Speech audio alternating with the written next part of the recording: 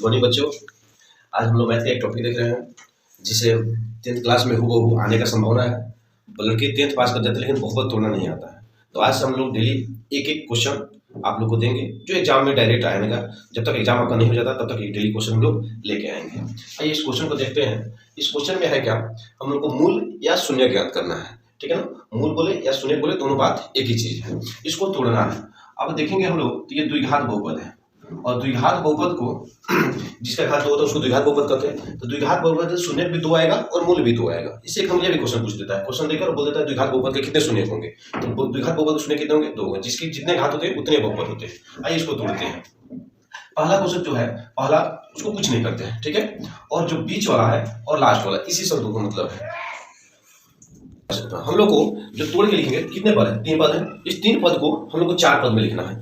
3 पद को 4 पद में लिखना है तो हम लोग इसको तोड़ेंगे, यानी पहले का और लास्ट के गुणनफल के बराबर तोड़ेंगे। इस तरह तोड़ेंगे कि जोड़ने घटाने पर हमारा पिछला आ जाए, यानी पिछले कितना है 5 है। यानी 6 को हम लोग तोड़ेंगे, 6 को तोड़ेंगे तो 3x प्लस 2x। प्लस वाला है तो कोई ज्यादा झंझट नहीं, माइनस वाला थोड़ा सा ध्यान रखना पड़ता है। एक माइनस वाला भी क्वेश्चन हम लोग करेंगे। तो 3 और 2 जोड़ेंगे कितना हो जाएगा 5 और लास्ट में कितना है 6, तो 6 लेंगे। अब देखिए 3 पद से कितने पद हो गए, 4 पद। अब दो पद को हम लोग एक साथ कर लेंगे। इसमें देखेंगे क्या दोनों में सेम है, तो देख रहे हैं तो केवल x है, कोई अचर पद नहीं है, केवल चर पद है। तो x कॉमन करेंगे, इसमें बच जाएगा x और इसमें बच जाएगा 3। ठीक है, जितना है उतना ही फिर से लिख दीजिए, दूसरा ज्यादा दिमाग लगाने की जरूरत नहीं है। जितना है उतना ही फिर से लिख दिए, ठीक है। और यहाँ पर हमको चाहिए कितना, 6 है, कितना 3 में कितना से गुना करने 6 आ जाएगा, तो वो संख्या होता है 2 और प्लस वाला में ज्यादा है तो कोई नहीं। अब देखिए फिर इसको देखें, 2 में x से गुना 2x, 2 में 3 से गुना कोई हमारा क्वेश्चन फर्क नहीं पड़ा है, बराबर 0। ये दोनों आपको सेम दिखेगा, तो इस दोनों को हम लोग बाहर निकाल लेते हैं। फिर इसमें बच जाएगा x और इसमें बच जाएगा 2। इसको गुणनखंड करना भी कहते हैं, जो यहाँ तक गुणनखंड हो गया। अब यहाँ से हम लोग शून्य निकालना है, तो एक बार इसको 0 और एक बार इसको 0 करेंगे। 0 करेंगे तो x का मान आ जाएगा प्लस में, इधर -3 और इधर x प्लस 2 बराबर 0, यानी x बराबर -2, यानी x का हमारा 2 मान आ गया -2 -3। x का मान बोले मूल बोले शून्य बोले, इसको निकालिए। आइए दूसरा क्वेश्चन देखते हैं। उससे पहले हम लोग जो देखे थे वो प्लस वाला क्वेश्चन था, ये हम लोग का माइनस वाला है। ठीक है, तो प्लस या माइनस वाला ही ज्यादा पूछता है। देखिए जो क्वेश्चन है उसको फिर से हम लोग लिखेंगे, ठीक है, बराबर 0। हम आपको बताए थे जो जोड़ने घटाने पर हमारा पिछला आना चाहिए, गुना करने पर ये दोनों के गुणनफल के बराबर आना चाहिए। जो कि हम देख रहे हैं तो यहाँ पर 3 और यहाँ पर कितना है 4, 3 और 4, 4 3 12, यानी गुना करने पर हमको चाहिए 12, जोड़ने घटाने पर चाहिए 1। जो गुना करने चाहिए उसको तोड़ते हैं। इसको तोड़ेंगे तो 1 और 12 में तोड़ सकते हैं, दूसरा 2 और 6 में तोड़ सकते हैं, तीसरा देखें तो 3 और 4 में तोड़ सकते हैं। इसको गुना करेंगे तो 12 तो आ जाएगा, इसको भी गुना करेंगे तो 12 आएगा, इसको भी गुना करेंगे तो 12 आ जाएगा। लेकिन जोड़ने घटाने पर इसको देखेंगे तो 12 में से घटेगा 11 आएगा, जो कि नहीं चाहिए। 6 में से 2 घटाएंगे तो 4 आ जाएगा, जो कि हमको नहीं चाहिए। 4 में से 3 घटाएंगे तो हमको 1 आएगा, यही हमको इतने में तोड़ सकते हैं। ठीक है, 3x² - 4x - 3x।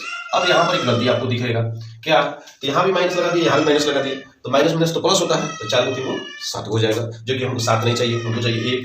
अगर यहाँ प्लस कर देते हैं और यहाँ माइनस कर देते हैं तब भी सही हो सकता है। 4 में से 3 घटाएंगे तो 1 आएगा, लेकिन हमको चाहिए माइनस में 1 और यहाँ प्लस है क्योंकि हम लोग बड़ा चिन्ह आता है, तो इसको हम लोग माइनस ना करके प्लस ना करके इसको माइनस करेंगे और इसको प्लस करेंगे। अब देखिए 4 में 3 से जाते हैं 12 भी आ जाएगा और 4 में से 3 घटाएंगे तो x भी आएगा और संगे संगे माइनस भी आएगा। क्यों, क्योंकि बड़ा वाला चिन्ह लगाते हैं और बड़ा हमारा कितना है 4 है। ठीक है, अब फिर वही काम दो को का कॉमन करेंगे। इसमें देख रहे हैं तो कोई हमको अंक कॉमन होने वाला है नहीं, तो हम लोग x कॉमन करेंगे, इसमें बचेगा 3, इसमें बचेगा x और इसमें से तो हमारा x बाहर चला गया तो बच गया 4। दूसरा बात आपको बताए थे, जितना हम लोग ये गुणनखंड किए हैं उतना ही फिर से लिखेंगे, उतना ही फिर से लिखेंगे क्योंकि ज्यादा दिमाग लगाना है नहीं। ठीक है, तो जितना ये है उतना ही फिर से लिख दिए, उतना हम लोग है, यानी कौन सा संख्या यहाँ पे लिख दें जो गुना करने पर हमारा कोई फर्क ना पड़े, तो वह संख्या क्या होता है 1। और 1 में किसी भी संख्या से गुना करने में कोई फर्क नहीं पड़ता है। लेकिन अब देखिए चिन्ह की बात आ जाएगी, यहाँ प्लस है, यहाँ माइनस है और यहाँ भी माइनस है, तो हमको यहाँ पर प्लस लिखना पड़ेगा क्योंकि प्लस माइनस माइनस होता है। अब ये दोनों सेम हो गया, ये दोनों को बाहर निकालते हैं।